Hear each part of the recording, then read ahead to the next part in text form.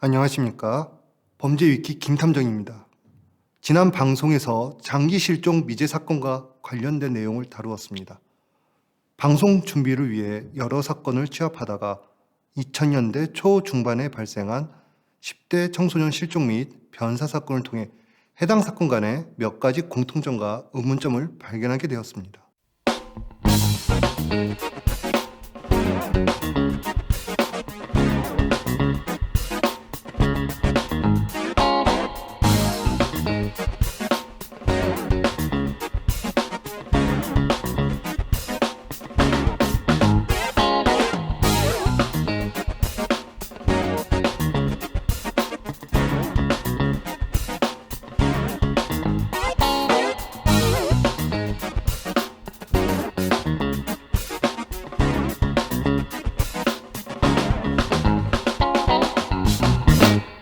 먼저 두 여성의 사진을 봐주셨으면 합니다. 이 두 여성은 2001년 12월 8일 초등학교 동창과 만나 대구 시내에서 놀다가 저녁이 되자 집에 가기 위해 택시를 탔고 대구 서구에 있는 북부 정류장에서 하차하였는데 그것이 그녀들의 마지막 목격된 모습이었습니다. 지금 화면에서 보고 계신 사진 속 얼굴은 실종 당시의 모습이 아닌 성인의 모습을 특수한 프로그램을 통해서 예측한 얼굴입니다. 그녀들이 택시에서 내린 장소는 북부 정류장으로 토요일 저녁 시간대라 유동 인구가 많아 일반적인 납치 형태의 범죄는 사실상 어렵다고 할 수가 있습니다. 이때 그녀들이 범인과 접촉을 했다면 납치가 아닌 어떠한 방법을 통해 유인하였을 확률이 높다고 할 수 있습니다. 대구 여학생 실종 사건은 실종자가 택시에서 하차한 이후 유의미한 제보 또는 목격담과 같은 단서가 전혀 없는 상태로 2023년 현재까지 장기 미제 처리된 사건입니다. 그리고 이듬해 2002년 8월 8일 대구에서 직선거리로 30km 정도 떨어진 경상북도 구미시에서 당시 만 19세였던 장윤정 양이 실종된 사건이 발생합니다. 실종 당일 오후 2시 8분경 장 양은 아르바이트를 하러 가기 전이었는데요. 버스 정장에서 남자친구에게 전화를 걸어 함께 점심을 먹자는 약속을 했다고 합니다. 그것이 그녀의 마지막 흔적으로 장 양은 그 어떠한 버스에도 승차한 것이 확인되지 않았습니다. 그렇게 장 양이 실종되고 약 한 달이 지난 2002년 9월 22일에 장 양의 자택에서 불과 1km 떨어진 구미시 옥계동에서 만 14세의 여중생인 김아림 양이 실종하는 사건이 발생합니다. 김아림 양은 친구를 만나기 위해 집을 나섰고 버스 정류장이 그녀의 마지막 흔적이었으며 장윤정 양의 마지막 목격 장소였던 버스 정류장과의 거리는 불과 600m 정도였습니다. 김아림 양이 실종된 지 8일이 지난 2002년 9월 30일 경상북도 칠곡군 기사면 낙동강에서 낚시꾼에 의해 김아림 양의 사체가 발견됩니다. 김 양의 사인은 경부 압박에 의한 질식사였고 경찰은 김 양이 성폭행 후 살해된 것으로 판단하였습니다. 김 양의 사체는 구미시가 아닌 경상북도 칠곡군 기사면의 낙동강에서 낚시꾼에 의해서 발견되었는데요. 일반적으로 강의 사체를 사망 직후 유기를 하면 사체가 물속으로 가라앉은 뒤 부패로 인해 가스가 차면서 부력이 발생하기에 물 위로 부상하는 데는 여름 경우 평균 일주일, 겨울의 경우 통상 한 달 정도가 소요된다고 합니다. 제가 실제로 조사했던 겨울철에 발생한 익사 사고의 경우 사체가 거의 60일 만에 발견된 사례도 있었습니다. 어쨌든 구미 여중생 김양의 사체는 실종된 날로부터 8일째 되었는데 실종 당시 계절을 고려하면 물 위로 부상한 지 얼마 안 된 상태에서 발견되었다고 할 수가 있습니다. 즉, 김양은 누군가에 의해서 납치되었고 납치된 지 24시간 이내에 사망했을 확률이 매우 높으며 사망한 이후에는 바로 낙동강에 유기된 것으로 추정할 수 있습니다. 보통 면식범의 경우 피해자의 사체가 발견되면 자신이 유력한 용의선상에 놓인다는 매우 큰 리스크가 존재하기에 피해자의 사체 발견을 방지하고자 주로 암매장 또는 사체 훼손을 하여 유기하는 경우가 대부분이라 할 수 있습니다. 그러나 비면식범의 경우에는 보통 사체 유기 과정에서 크게 공을 들이지 않는 것이 대부분입니다. 그 이유는 피해자의 사체가 발견되어도 범인 자신이 쉽게 수사 용의 선상에 놓일 확률이 적기 때문입니다. 그런데 김양 사건의 경우는 낙동강에 유기를 했다는 것이 통상 비면식범의 행동치고는 꽤 이례적이라 할 수 있습니다. 그리고 피해자를 유인하여 납치, 살해, 그리고 사체 유기까지 과정들이 허술하지 않고 일사천리로 진행된 것을 보면 체계적 성향을 띤 범죄자라고 할 수 있습니다. 비체계적이었다면 사체를 유기함에 있어 지체가 되거나 유기 방식이 단조로울 것입니다. 그런데 김양 사건의 경우 범인은 김양을 살해한 후 자신의 다음 행동을 지체하지 아니하고 사체를 강물 속에 유기했는데, 이것은 통상 비면식범에서 나타나는 사체 유기 과정에 비해 어렵고 힘든 방법을 택한 것입니다. 강물 속에 유기하는 이유는 사체 발견을 최대한 지연시키면서 동시에 범행 흔적도 은폐할 방법을 시행한 것이라 할 수 있습니다. 강물은 유속이 있어서 사체가 늦게 발견될수록 사체 유기 장소 간의 거리가 생기기 마련입니다. 그래서 비면식범보다는 주로 면식범들이 사용하는 유기 방법이라 할 수 있습니다. 그러나 연쇄 살인범 중 특히 체계적 범죄 성향의 범죄자인 경우 자신의 범행을 은폐하기 위해 사체 유기 방식이 면식범 유형과 가까울 때도 있습니다. 이러한 방법이 범인의 입장에서 사체를 강에 유기하는 것은 초기 수사에 혼선을 주기에 좋은 방법이라 할 수 있긴 하나 범인에게 있어서 여러모로 많은 노력을 필요로 합니다. 김양 사건의 범인 역시 자신에게 적합한 범행 프로세스가 하나씩 체계화되어 가고 있었던 범인이 아닐까 하는 생각을 합니다. 특히 연쇄 범죄자의 경우 범행을 하면 할수록 전반적으로 범행 프로세스는 유지되고 견고해지나 범행의 수법은 범인 자신에게 있어 최대한 효율적인 방법으로 변경 또는 변형할 것입니다. 다시 말해서 범인 자신이 고생은 덜하는 동시에 자신이 원하는 효과는 극대화가 될 수 있는 방법을 판단하여 선택한다고 할 수 있습니다. 김양 사건 범인 입장에서 보면 자신이 계획한 대로 범행이 완성되려면 범행 대상과 접촉하고 유인까지의 과정이 최대 관건일 것입니다. 그래서 접촉한 범행 대상을 어떻게 하면 쉽게 자신만의 범죄 프로세스대로 유인할 수 있을지 그 방법을 찾고자 이전에 몇 번의 시행착오도 분명히 있었을 것입니다. 그러면서 결국 프로세스의 마지막 단계인 사체 유기 방법도 범행 당시 범인 자신이 판단하기에 가장 효율적인 방법으로 진행된 것이 아닐까 생각합니다. 김양 사건 이전 피해자가 있다면 범인은 김양과 다른 방법으로 사체 유기를 했을 것으로 생각되어집니다. 범인이 다른 방법의 사체 유기를 했다면 다음 범행에서는 좀 더 효율적인 사체 유기 필요성을 느꼈을 것입니다.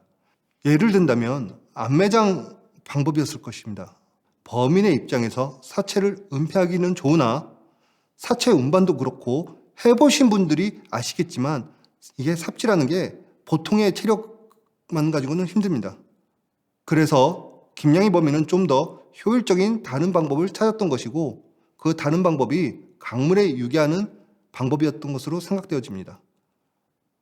묘하게도 김양희 사건이 발생하기 3주 전이었던 2002년 8월 31일에서 다음날 9월 1일까지 대한민국 건국 이래 태풍 피해 규모 1위를 기록한 태풍 루사로 인하여 많은 재산 피해와 인명 피해가 발생하였습니다. 대부분의 사망, 실종자는 폭우에 의하여 현장에서 익사 또는 급류에 휩쓸려 며칠이 지나서 사체로 발견되었습니다. 김양희 범인은 여기에 영향을 받아 사체 유기 방법을 기존의 방법에서 강물 유기로 변경한 것이 아닐까 생각되어집니다. 이 모든 것을 종합적으로 보면 김양 사건의 범인은 동일 또는 유사 유형의 범죄가 있었을 확률이 높으며 자신만의 범행 프로세스가 체계적으로는 있었으나 최종 단계라 할 수 있는 사체 유기 단계에서 자신만의 효율적인 방법이라 판단하에 이전의 사체 유기 방법과는 다르게 강물의 사체 유기하는 방법으로 변경한 것이 아닐까 생각되어집니다. 만약 이 추론이 맞다면 김양 사건 이전에 희생당한 피해자는 과연 누구였을까요? 어쨌든 어느새 세월은 20여 년이 흘러 2023년 현재 장윤정 양은 미귀가한 상태고 김아림 양의 범인은 아직까지 검거되지 않은 상태입니다.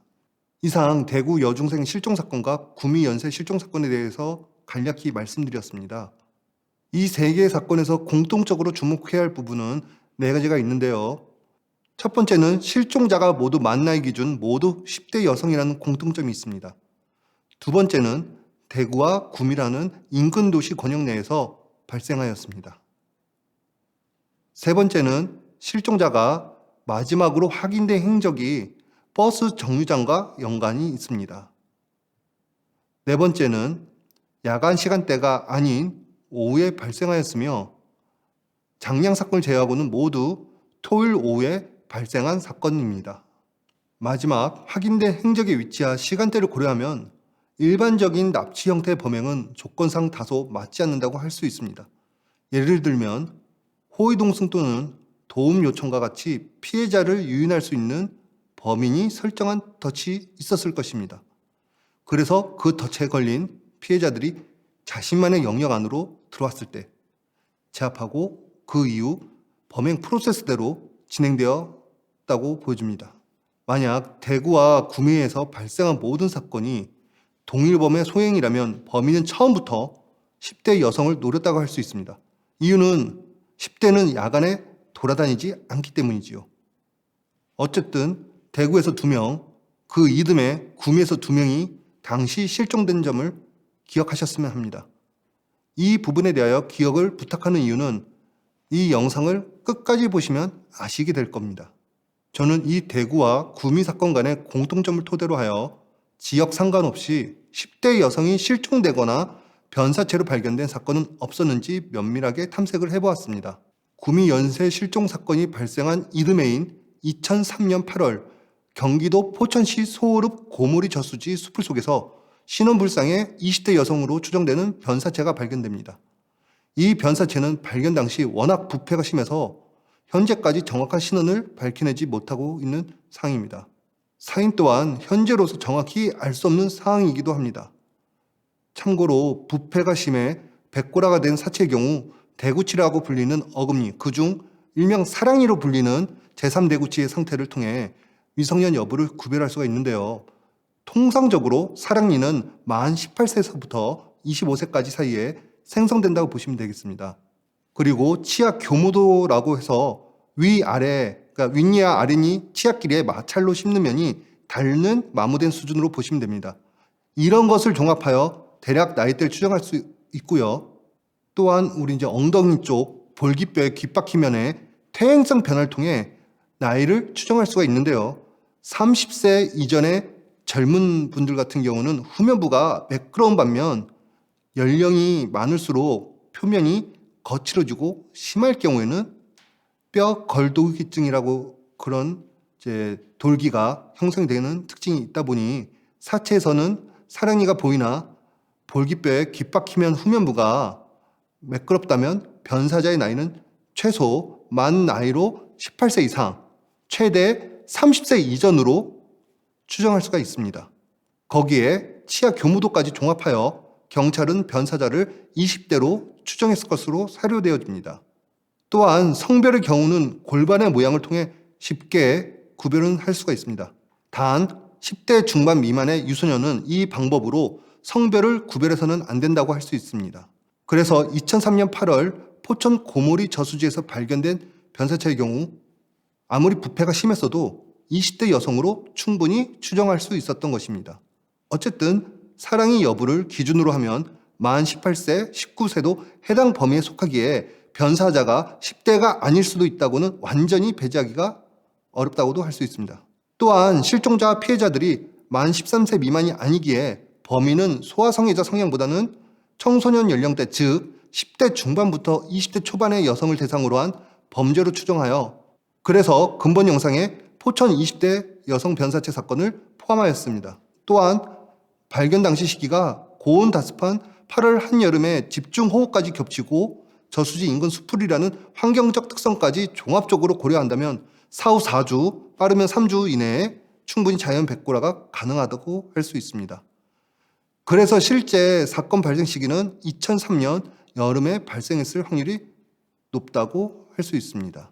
그렇게 포천시 소호읍에서 20대 여성으로 추정되는 변사체가 발견된 지 약 3개월이 지난 2003년 11월 5일 같은 소호읍에서 학교 방과 후 귀가 중이던 14세의 여중생 엄현아 양이 실종되는 사건이 발생합니다. 엄양 실종 23일째인 2003년 11월 28일 의정부시 민락동에서 엄양이 실종 당시 착용했던 교복용 넥타이, 책가방, 학용품이 흩어진 채로 마치 무언가를 전시한 형태로 발견되었는데요. 묘하게도 공책의 이름이 적혀있는 부분이 인위적으로 뜯긴 채 발견되었다고 합니다. 유류품이 실종 예상 지점에서 직선거리로 약 8km 떨어진 의정부시에서 발견된 점, 유류품의 주인이 단번에 누군지 알 수 없게 일부러 잃은 부분을 회수한 것을 보면 범인은 피해자 유류품을 한동안 보관하고 있다가 사건이 발생한 지 며칠 후 수사에 혼선을 주고자 유류품을 전시한 행동으로 생각되어집니다.